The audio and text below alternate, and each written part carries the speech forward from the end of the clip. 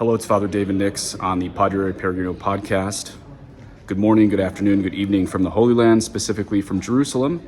Today I'm going to tell you how to get to the 12 Stations of the Cross. Behind me here is the Church of the Condemnation of Christ, and then behind me, right here, is the Church of the Flagellation and the Crowning of Jesus with Thorns. So what I'm going to suggest to you is to simply use your map app to find the Church of the Flagellation. Of course, this is where we're going to start the very first station outside, and then we're going to take you to all the other sites. Now, the reason I say use a map app for this is it's pretty easy to find it here, but some of the future stations you're not going to be able to find probably on your map app, and some of them have some hidden roads, some mysterious roads, some back roads we can take. That's been shown to me by a man named Thomas from Canada. He's very knowledgeable about the Holy Land. I'm going to promote his channel a little bit at the end of today's video. And let's go to find the first station of the cross. So as we exit the Church of the Flagellation, we will find right here the church, first station of the cross right outside of here. So here's station 1, and you're going to notice how very close station 2 is.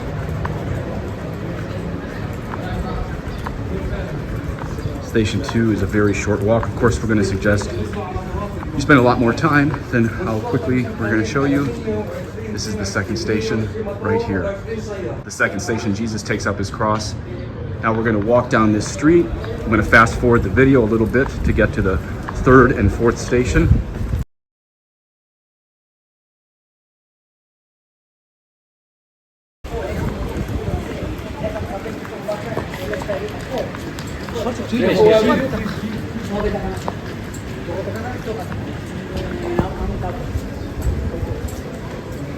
Here we have, very close to the Patriarchate, actually part of the Armenian Catholic Patriarchate, very close to the Austrian chapel.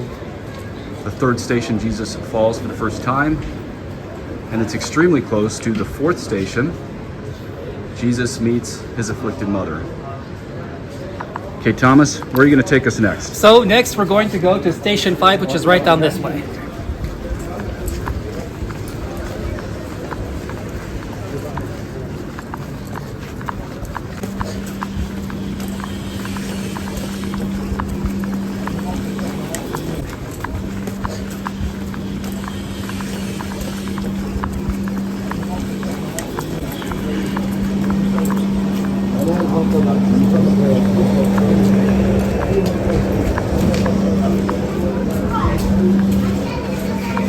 So here we have station number 5. This is where where Simon of Cyrene helps Jesus take up his cross. Let's pause for a second. That's good, keep going. So this is station number 5, where Jesus is held by Saint Simon of Cyrene, and in fact, right over here, you have what is, according to tradition, the handprint of Jesus Christ when he slipped and was held by Saint Simon of Cyrene. So this is station number 5. If you go this way, which is a bit of a steep incline, you'll get to station number 6, and at the top of the slope, you'll get to station number 7.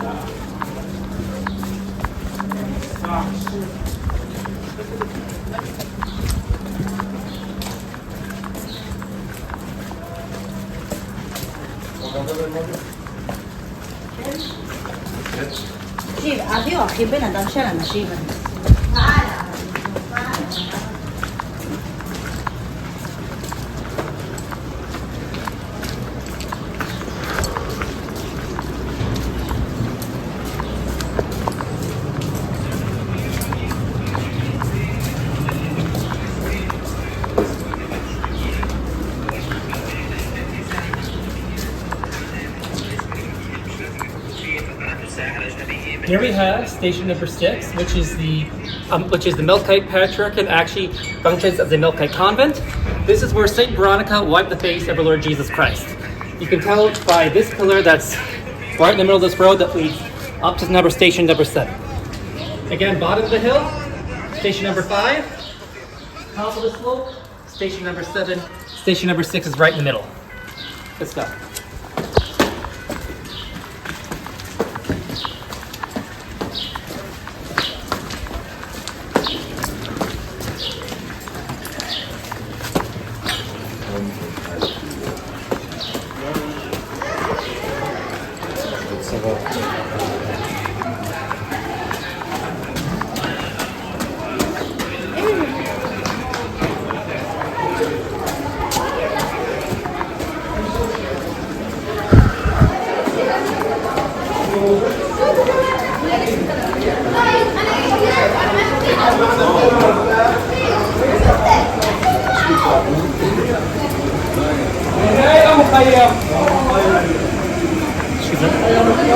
So here we have station number 7. This is where Jesus fell the second time on the way of his cross.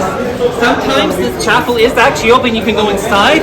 Unfortunately, it's not open right now. But if you get to go inside, you can go to the exact spot where Jesus fell. You can venerate the spot.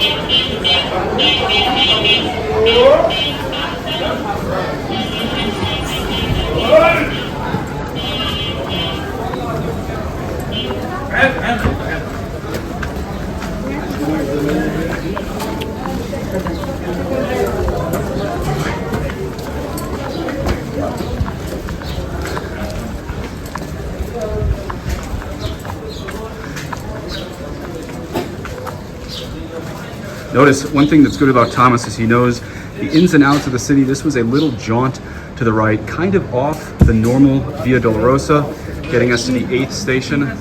Notice most of these stations are going to be in a straight line and not the 8th station, kind of dog-legged off the normal route. Thomas, tell us about the 8th station. The 8th station is where Jesus meets the holy women of Jerusalem. So this is where the holy women would have went for Jesus, and Jesus would respond to them saying, "Weep not for me, but weep for yourselves and your children." And we have here Nika, which means conqueror. You see next to the cross, so it means Christ on the cross conquers all things. Now, Thomas, correct me if I'm wrong, but we just took a little bit of a dogleg off the normal straight line. That's correct. The next station will also be like that as well. And after that, you'll have 2 options to get to the Holy Sepulchre, but I'll show you the crossroads in just a little Great, bit. take us there. And that's what's good about Thomas here is he knows some of the secret routes, the back routes, and even some of the options to get to the last stations of the cross here in Jerusalem. Notice again, the 8th station diverts briefly from the normal Via Dolorosa right here. Right here. Much like the time of Christ, one could pass. It always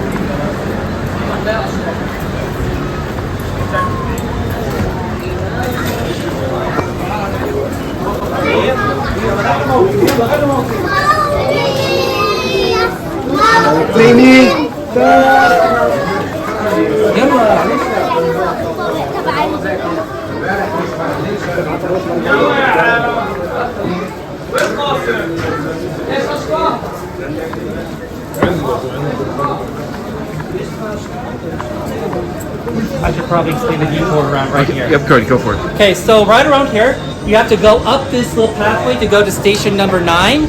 Now, once you get down station number 9, not down station number 9, you'll have 2 options. One, if it's open, you can go through the Ethiopian church to go to the Holy Sepulchre. If not, you have to backtrack and go down this way, and once you head up right down that way to get to the Holy Sepulchre. Great. And you think it's open today? It should be open right now, yeah. Let's do it. Let's take a look. And what station are you taking us to? Number 9. Number 9.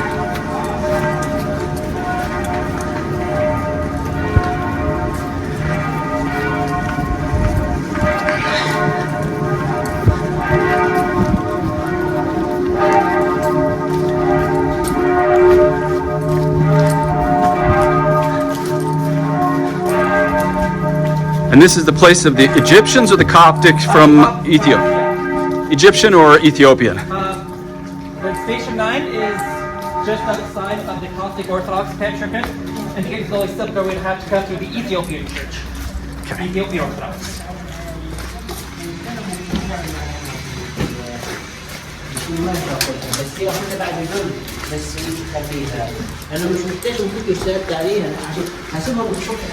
So here we're approaching the Egyptians. Here's station number 9, the IX. It's commemorated just outside of the church. So this is station number 9, where Jesus falls the third time under the weight of his cross. It is just outside the Coptic Orthodox Patriarchate, and I'll see if I can show you. So you can see here, the Egyptians have language in the Latin alphabet, and it's either, and looks like it's Coptic and Arabic here. Yeah. Unfortunately, it looks like the church is closed. Okay, now when we went here earlier, It was open, and there's a nice cistern, and there's a cistern and a chapel inside there. But I just look around me. The Ethiopians are open, so we can still cut through the Ethiopian part of the church. Follow me. We're on the roof of the Holy Sepulchre right now. Right below us is the Armenian Chapel of Holy Sepulchre. This is the Ethiopian Orthodox Monastery.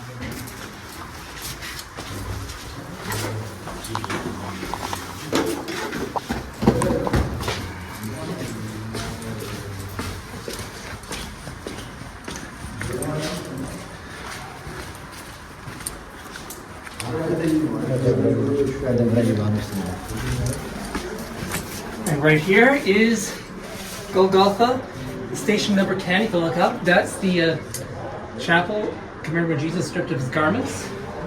I think it's called the Francis Chapel. But when you do the station, you come right up here, go up right up these steps. now here we are in the Church of the Holy Sepulchre. This is your normal entrance, right there to the east and one to the west. Here's the main entrance to the Holy Sepulchre. This is the stairs up to what is called the Latin Chapel. And this is also the stairs to the 10th station, which is the stripping of Jesus. Yes. Anything to say about this place? Honestly, it's the one part of Golgotha where you do not have to go into the Church of the Holy Sepulchre to see. So if even if the church is closed, if you get into the courtyard, you can get on Golgotha right here. And so pretty much if you are unable to get through our back way through the Egyptian and the Ethiopian churches, you can just use your map app to use one of the main entrances here to the Church of the Holy Sepulchre to get to the stairs in the 10th, and then we will walk in to get to the 11th and 12th station. Now that we are in here, we get to the 11th, 12th, and 13th station by going up to Calvary, also known as Golgotha.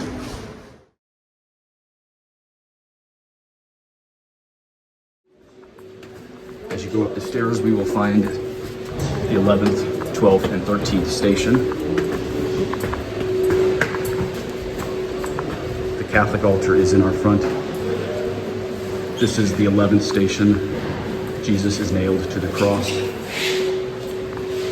The 12th station is Calvary.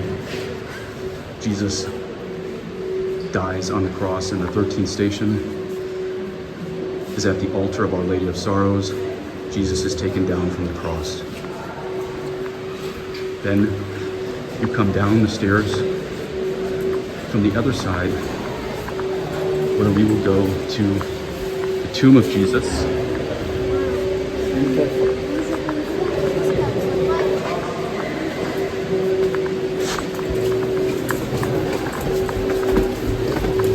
This tomb is also the site of the resurrection, of course.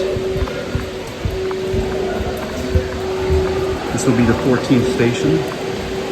Jesus is laid in the tomb. You can hear some vacuum pass by an altar.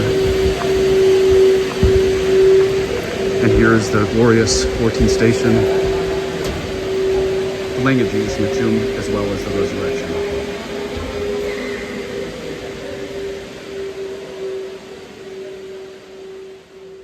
The Stations of the Cross from the Lions Gate westbound. 1, 2, 3, 4,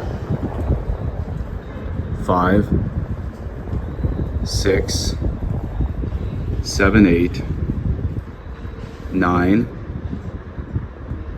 10, 11, 12, 13, 14.